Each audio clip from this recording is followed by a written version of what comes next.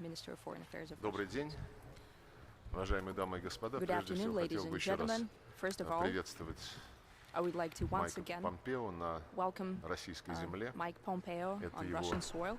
первый визит This в is his Россию first visit to Russia в качестве главы in his внешнеполитического capacity ведомства Соединенных of Штатов Secretary of Америки, State хотя of the он U.S., бывал здесь though he и used to в своих come других ипостасях. here in his other capacities. Сегодня мы провели Today we have переговоры в развитии negotiations обстоятельного as a follow-up полуторачасового to a телефонного meaningful 1 hour and a разговора half наших telephone президентов, который conversation состоялся between 3 our мая. presidents, which took place И on по 3rd of итогам May. этого разговора главы государств And поручили following up on нам that conversation, заняться heads of state интенсификацией instructed нашего us to диалога. intensify our dialogue. Мы начали выполнять эту задачу We have несколько started дней to назад в tackle this Финляндии, в task several Рованьеме, где days на ago in полях Rovaniemi, министерского Finland, заседания on the Арктического margins notes совета of the провели Ministerial очень Council полезную of the встречу. Arctic Council. That was a А very сегодня useful в meeting. развитии того And today, in the wake диалога подробно обсудили of that dialogue, ситуацию we и have в наших thoroughly двусторонних discussed делах the situation и in our обменялись мнениями bilateral по affairs, наиболее as well актуальным as exchanged международным opinions и on the региональным most проблемам, relevant прежде issues всего of по ситуации international в and Венесуэле, regional issues. First на and foremost, Корейском Venezuela, полуострове, в Сирии, в Korean целом в регионе Peninsula, Ближнего Syria, Востока и Севера Африки, Middle на East on the whole, Украине, and North в Africa as well, Афганистане Ukraine, и Afghanistan, положение дел and the вокруг situation совместного всеобъемлющего плана joint действий по comprehensive plan of урегулированию action иранской on ядерной программы. settling the О результатах Iranian наших nuclear переговоров мы deal. через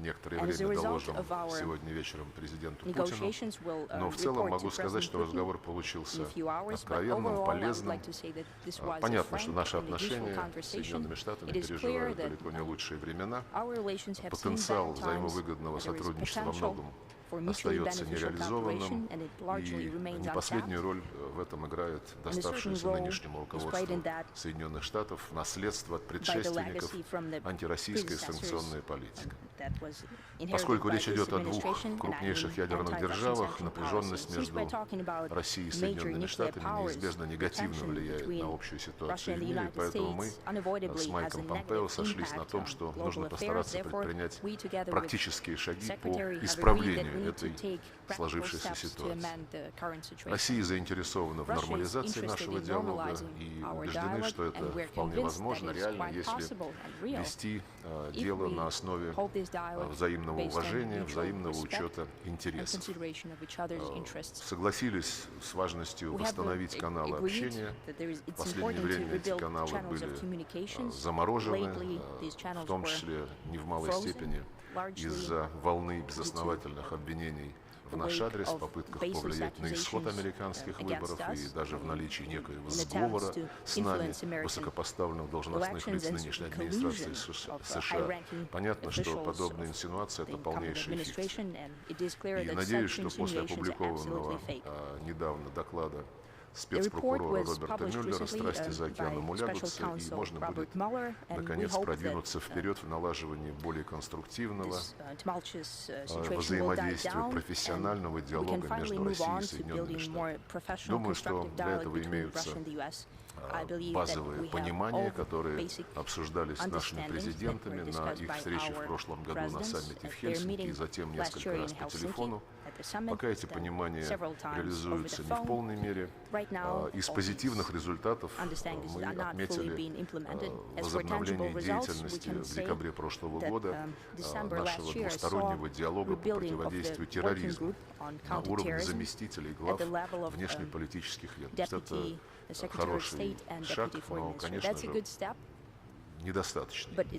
Рассчитываем, что удастся воплотить в жизни другие идеи, которые рассматривались и в Хельсинки, и недавно между нами в Финляндии, и сегодня в Сочи. Прежде всего, я бы выделил целесообразность создания неправительственного экспертного совета из известных политологов, бывших военных, дипломатов, специалистов по двусторонним отношениям. И таким взглядом со стороны они помогли бы определить, как нам преодолеть накопившееся взаимное недоверие, прежде всего для правильного толкования действий друг друга в оборонной сфере и для предотвращения гонки вооружений, но в перспективе для выстраивания нормального, устойчивого сотрудничества в других областях. Считаем также полезным учреждение двустороннего делового совета, который объединил бы представителей крупного частного бизнеса с обеих сторон. Они могли бы также вырабатывать рекомендации, которые нацелены на то, чтобы помочь правительствам формировать комфортные условия для взаимовыгодной экономической кооперации. Обсудили шаги, которые способны дать импульс позитивному развитию российско-американских отношений. Мы передали памятную записку государственному секретарю. Надеюсь, что наши идеи будут в Вашингтоне рассмотрены. Что касается международной повестки дня, мы откровенно поговорили по многим вопросам, включая ситуацию вокруг Венесуэлы. Россия выступает за то, чтобы именно народ этой страны определял свое будущее, и в этом плане крайне важно, чтобы все патриотические, ответственные политические силы этой страны начали диалог между собой, к чему, собственно, призывают и целый ряд стран региона в рамках так называемого механизма Монтевидео. И правительство, как об этом сказал Николас Мадуро, готово к такому диалогу. По Сирии говорили о необходимости выполнения в полном объеме резолюции 2254, ключевым положением которой является уважение суверенитета, территориальной целостности Сирийской Арабской Республики. Договорились о том, чтобы продолжать консультации на основе имеющихся у нас контактов и сверили часы по ряду конкретных аспектов, в том числе связанных с окончательным искоренением терроризма на сирийской земле, обеспечением условий для возвращения беженцев, решения гуманитарных проблем и запуска политического процесса в контексте формирования Конституционного комитета. Надеемся, что этот орган в самое ближайшее время сможет начать свою работу в Женеве под эгидой ООН. Говорили про Ближний Восток, про ситуацию, которая сложилась вокруг совместного всеобъемлющего плана действий по обеспечению мирного характера иранской ядерной программы. Здесь у нас немало расхождений, но то, что мы говорим на эту тему и продолжим обсуждать эту ситуацию, дает, в общем-то, нам надежду на то, что какие-то договоренности могут быть достигнуты при поддержке России и Соединенных Штатов. Что касается ситуации на Украине, то здесь также есть резолюция Совета Безопасности ООН, которая одобрила минские договоренности, и мы рассчитываем, что новое руководство Украины сможет определить свою позицию по минским договоренностям, опираясь и основываясь на безальтернативности политического урегулирования этого внутриукраинского кризиса. Из других вопросов отмечу ситуацию на Корейском полуострове. Ее подробно обсуждали наши президенты в телефонном разговоре 3 мая. Президент Путин рассказал президенту Трампу о российско северокорейском саммите, который состоялся 25 апреля во Владивостоке. Мы выступаем за развитие диалога между Вашингтоном и Пхеньяном, готовы этот диалог поддерживать и уверен, что в конечном счете мы должны стремиться к тому, чтобы формировать в Северо-Восточной Азии прочный механизм мира и стабильности. Конечно же, отметили, что руководство Корейской Народно-Демократической Республики ожидает соответствующие гарантии безопасности своей страны в ответ на шаги по денуклеаризации. И ясно, что денуклеаризация должна распространяться на весь Корейский полуостров. Отметили очень полезное взаимодействие, которое уже осуществляется по Афганистану, в том числе в формате тройки: Россия, Соединенные Штаты и Китай.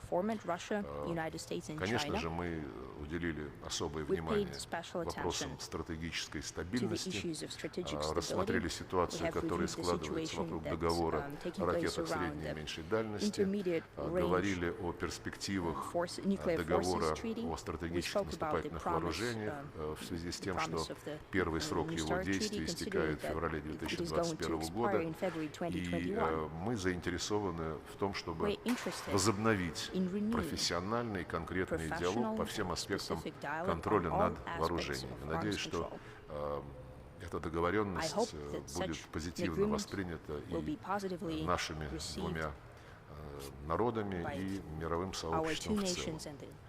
В целом, я еще раз хочу сказать, что разговор был откровенный, насыщенный, содержательный, и надеюсь, что визит Майка Помпео будет способствовать не только улучшению атмосферы российско-американских отношений, но и позволит продвигаться, пусть небольшими, но реальными шагами в разрешении практических вопросов, которые того требуют на повестке дня и двусторонних отношений, и по региональной и международной проблематике. Благодарю своего коллегу за хорошие переговоры и прошу его высказаться. Sergey, thank you. Good afternoon. I want to first of all say that I appreciate President Putin and Prime Minister Lavrov for hosting me today. Thank you, sir. We had a frank discussion about many issues, including many places where we disagree. The United States stands ready to find common ground with Russia as long as the two of us can engage seriously on those issues. We discussed, as Foreign Minister Lavrov said, many important topics. We talked about terrorism, we talked about Afghanistan. President Trump's made clear that his expectation is that we will have an improved relationship between our two countries. This will benefit each of our peoples, and I think that our talks here today were a good step in that direction. A few subjects that we talked about. Foreign Minister Lavrov mentioned that we spoke about Syria. We both want to move forward on the political track to bring the suffering of the Syrian people to an end, and we want to do so in a way that ensures that Syria will never again be a haven for Islamist terrorist groups. I also raised our concern about the escalation of the situation around Idlib in the northwest of Syria. We also discussed North Korea and its nuclear program. The United States and Russia agree on the goal of the denuclearization and will continue to discuss it. I underscored that we must maintain full implementation of the UN sanctions until the final fully verified denuclearization of North Korea is achieved. And our two teams have been working very closely together on this in a very productive fashion. On Venezuela, we have disagreement. I urge my Russian colleagues to support the Venezuelan people as they return democracy to their country. The United States and more than 50 other nations agree that the time has come for Nicolas Maduro to go. He's brought nothing but misery to the Venezuelan people, and we hope that the Russians' support for Maduro will end. But despite our disagreements, we'll keep talking. I hope we can find a way forward that ends with the humanitarian political crisis that is happening. On this, we both agree. We also discussed the situation in Ukraine. The Trump administration has been clear that we do not recognize Russia's attempted annexation in Crimea, and we hope that we can continue to move forward. Our sanctions have remained in place. I urged Russia to reach out to Ukraine's new president to demonstrate leadership by taking steps towards breaking the stalemate. We would in particular welcome the release of the Ukrainian crewmen detained near the Kerch Strait last year, and we talked about implementation and how we might move forward in obtaining a ceasefire in the Donbas region. We spoke a bit about the activities that are taking place in the Middle East today, with particular focus on the actions that Iran is taking. I've made clear that the United States will continue to apply pressure to the regime in Tehran until its leadership is prepared to return to the ranks of responsible nations that do not threaten their neighbors or spread instability or terror. As Foreign Minister Lavrov alluded to, very much on President Trump's mind is arms control. Our actions on the INF Treaty have demonstrated that we're committed to effective arms control that advances U.S., allied, and partner security, that is verifiable and enforceable. The President has charged his national security team to think more broadly about arms control, to include countries beyond our traditional U.S.-Russia framework and a broader range of weapon systems. President wants serious arms control that delivers real security to the American people, and we know, and I think we agree on this, to achieve these goals, we'll have to work together, and that it would be important that if it's possible, we get China involved as well. We'll have a more extensive set of conversations both around arms control and an opportunity to discuss all broad strategic security issues between our two countries in the weeks ahead. I also raised the issue of U.S. citizens who have been detained in Russia. Making sure that our citizens are not unjustly held abroad is one of President Trump's highest priorities. And we spoke, too, about the question of interference in our domestic affairs. I conveyed that there are things that Russia can do to demonstrate that these types of activities are a thing of the past, and I hope that Russia will take advantage of those opportunities. Finally, I want to emphasize the American friendship with the Russian people. Our two nations share proud histories and respect for one another's cultures. We seek a better relationship with Russia, and we urge that it work alongside us to change the trajectory of the relationship, which will benefit each of our peoples. Thank you, Sergey.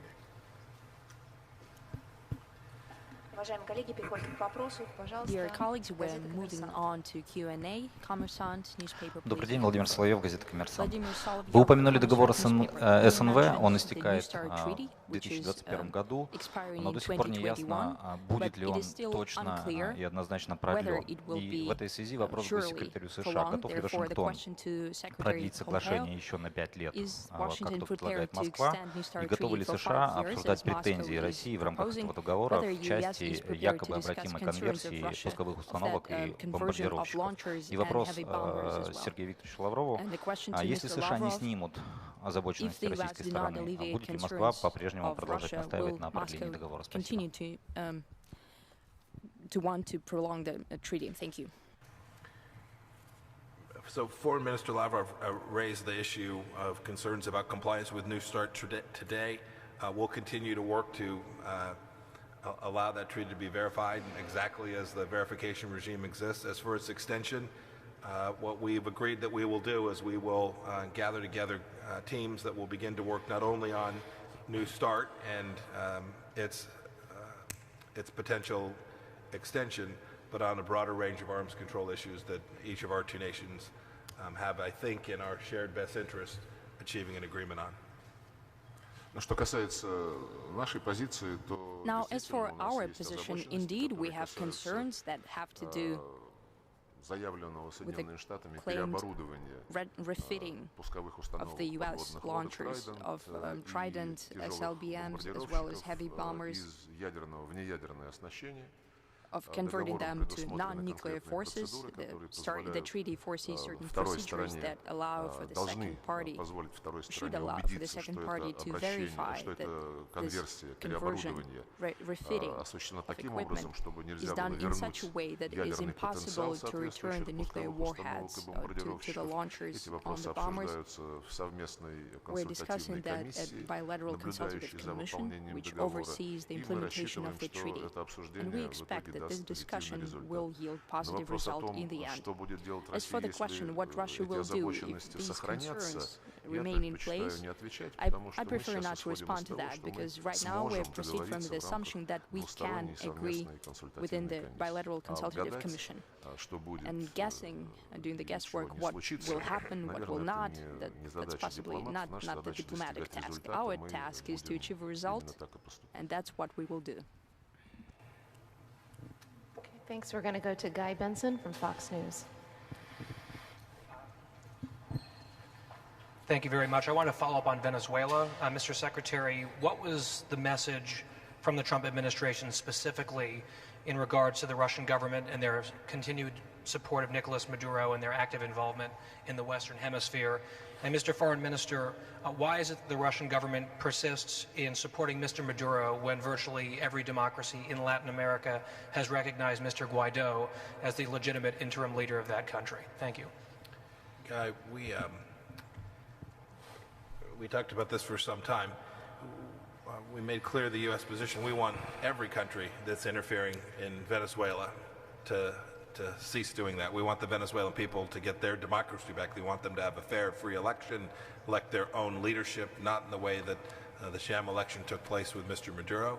So whether it's Iranian forces or Chinese or Cubans, the Trump administration's position is that they all need to cease having an impact in supporting Maduro and allowing the Venezuelan people not only to get their democracy back, but give them an opportunity to rebuild this country that has tremendous wealth.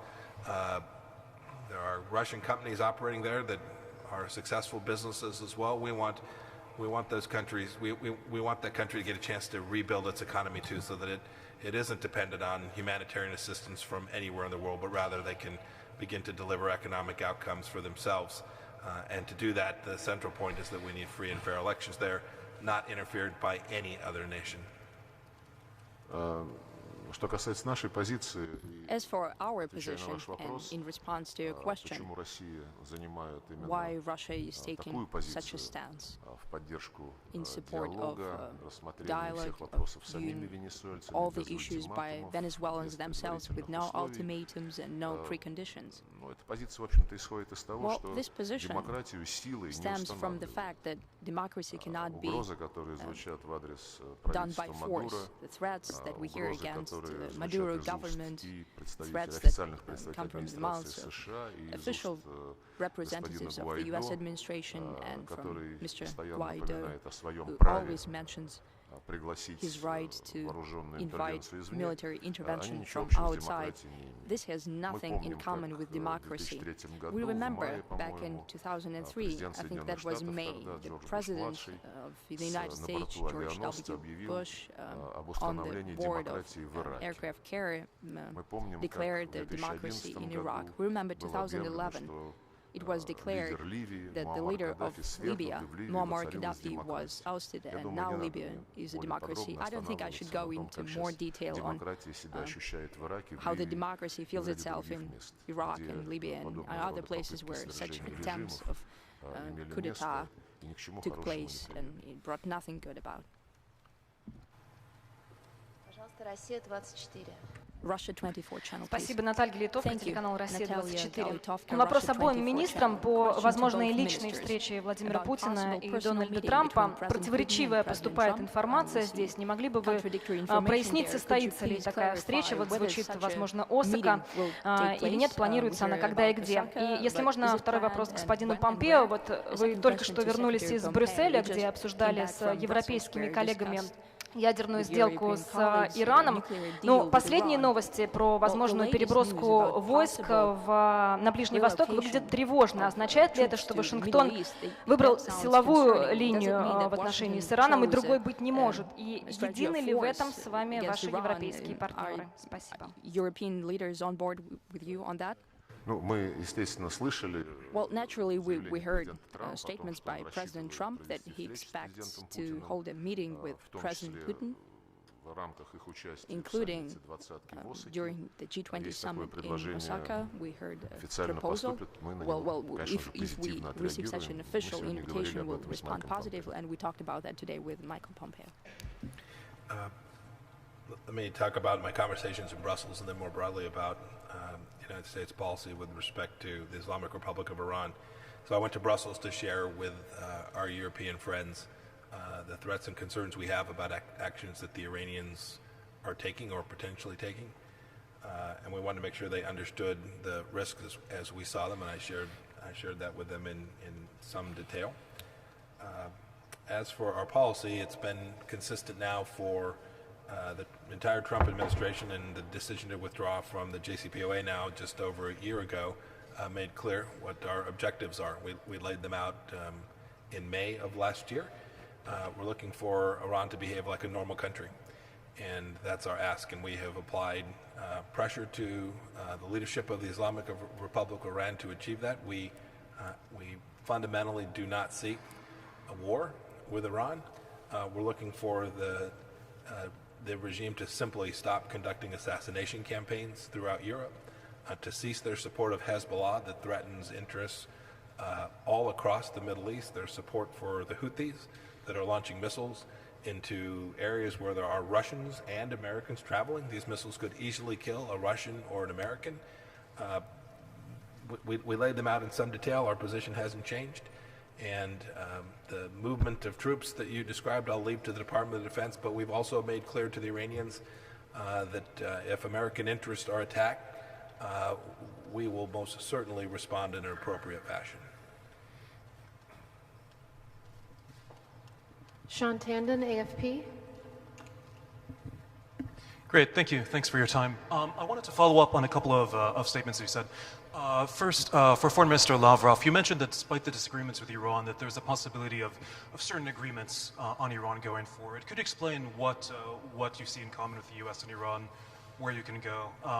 Secretary Pompeo, if I could ask you about the mysterious incidents in the UAE regarding the oil tankers, have you pinpointed responsibility for that? And if I could follow up on your statement about the election, you said that there are things that Russia could do to show that election interference is a thing of the past. What are those things? What would you like Russia to do? Thank you very much. Что касается ситуации вокруг Ирана, вокруг совместных плана действий по урегулированию иранской ядерной проблемы, settlement of то Iranian я надеюсь на то, что разум восторжествует, то, что слухи о якобы планируемом направлении в регион 120-тысячной армии Соединенных Штатов, о чем мы сегодня говорили, и Майк сказал, что это дело военных, что эти слухи не имеют под собой основания, потому что регион и так перенапряжен различными конфликтными ситуациями. Мы, кстати, в скобках, замечу, говорили и о перспективах палестино-израильского урегулирования. И когда я говорю, что мы надеемся на нахождение политического решения, I said that we hope to find a political solution to the situation around Iran. Indeed, we'll try to facilitate for the situation not to tip over to the military scenario. And how we do it, that's the task for diplomats. And I felt that the U.S. side has a commitment to finding a political solution. The situation is a complex one. As you know, we did not support, and we believe that it is a mistake that the U.S. decided to withdraw from JCPOA. And those measures that the U.S. government is undertaking right now by introducing sanctions which prohibit to have any deals with Iran. You cannot buy oil, you cannot trade with Iran at all. I hope that we, together with our European colleagues, with our Chinese colleagues who are also party to the agreement on Joint Comprehensive Plan of Action, will keep in touch with our American colleagues and try to find ways out of this crisis, because right now we have only entered this spiral and we're getting sucked into it.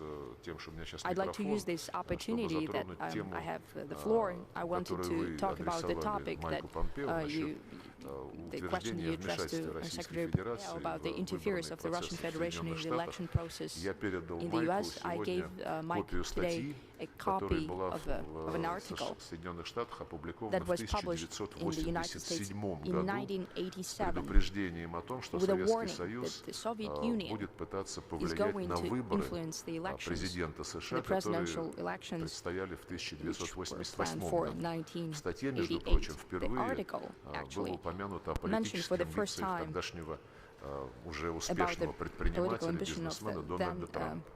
Поэтому тему эту можно обсуждать бесконечно. Но пока у нас на столе не будет конкретных фактов, мы не сможем по-взрослому на эту тему разговаривать. Факты говорят о том, что никаких доказательств у тех, кто раздувает эту тему, не существует. Мы неоднократно предлагали профессионально возобновить контакты по проблемам кибербезопасности, в рамках которых можно будет обсуждать любые озабоченности, возникающие у одной стороны по отношению к другой. Атаки на наши интернет-ресурсы, львиная доля приходится на источники на территории Соединенных Штатов Америки. Поэтому есть что обсуждать. А если говорить конкретно про последнюю президентскую кампанию в США, то у нас с 2013 года существовал и существует канал обмена информацией о возможных непреднамеренных рисках, возникающих в киберпространстве. И с октября 2016 года, когда демократическая администрация Соединенных Штатов этот вопрос впервые подняла, по январь 2017 года до инаугурации Дональда Трампа, по этому каналу шел трафик запросов и ответов. И мы предложили не так давно, когда нападки на Российскую Федерацию в связи с якобы имевшим место вмешательством в выборы достигли апогея, мы предложили этот обмен сообщений по линии двух структур, занимающихся избежанием инцидентов в киберпространстве, опубликовать. Я сегодня об этом Майку напомню. Администрация уже cyberspace теперь Трампа threats. We отказалась это suggested делать. to Я не publish знаю, кто that, and I принимал mentioned that to решение, но Mike. Administration публикация этих refused to do данных so. I don't know who made была this decision. заблокирована However, американской the стороной, хотя по publication of this нашему data was убеждению blocked by the придание их American side. гласности But we believe сняло бы that очень making большую them часть public would alleviate тех a lot измышлений, of those которые сейчас распространяются. deliberations that are being Мы не будем, spread right now. безусловно, в одностороннем порядке опубликовывать эти переговоры, но сам факт я хотел бы зафиксировать. И еще раз подтверждаю, мы хотим, мы готовы с нашими американскими партнерами заниматься проблемами, возникающими в киберпространстве, профессионально, без каких-либо эмоций, без какой-либо политизации, идеологизации, тем более без попыток делать эту тему чуть ли не главной во внутриполитической борьбе в Соединенных Штатах. Domestic policy in the U.S. Да, и я, кстати, прошу прощения. I'm sorry, by the way. Я передал Майку неофициальный такой меморандум, non-paper, как у нас говорит по-английски, который излагает не вымышленные, а фактические подтверждения вмешательства Соединенных Штатов во внутреннюю политику Российской Федерации, включая печально известный закон о поддержке свободы на Украине, как так называется, принятый Конгрессом, в котором государственному секретарю поручается, его обязывают заниматься продвижением демократии в России напрямую и через работу с российскими неправительственными организациями, на каковые цели ассигнуется $20 миллионов ежегодно. Это не вымыслы, это документ, который имеет форму закона Соединенных Штатов. Так что мы готовы на эту тему говорить. Здесь сидит посол, уважаемый мной Джон Хансман, который тоже знает, как непросто бывает работать в России. Наш посол в США тоже знает о проблемах, которые возникают. Мы, в принципе, за то, чтобы эти проблемы снимать, чтобы все те нагромождения взаимных негативных действий, начатых Соединенными Штатами, на которые мы должны были отвечать, чтобы все это устранить, и чтобы дипломаты работали транспарентно, открыто, в соответствии с Венскими конвенциями о дипломатических отношениях, и не создавали ощущения у противоположной стороны, что кто-то пытается влиять на внутриполитический процесс. Кстати, привели сегодня в очередной раз пример, когда в 1933 году по инициативе Соединенных Штатов президент Рузвельт и народный комиссар по иностранным делам Литвинов обменялись нотами, в которых обязались не вмешиваться во внутриполитические процессы друг друга. Подчеркну еще раз, Соединенные Штаты были инициаторами этого обмена нотами. Мы уже несколько лет, еще начиная с администрации Обамы, предлагаем нашим американским партнерам переподтвердить эту договоренность, пока они на это не готовы. Так что делайте выводы сами.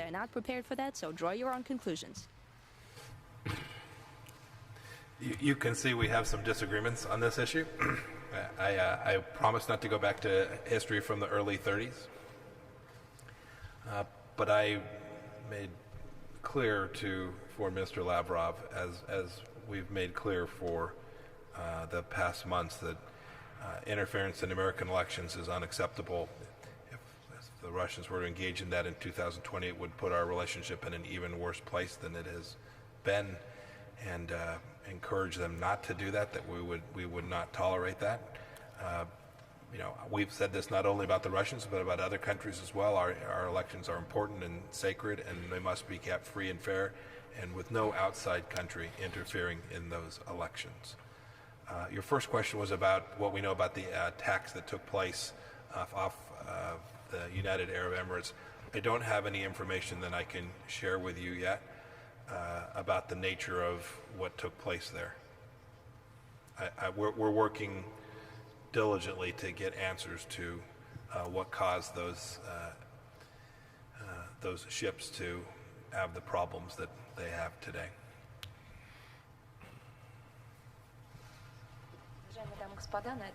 Ladies and gentlemen, and that concludes our press conference. Thank you for taking part in it.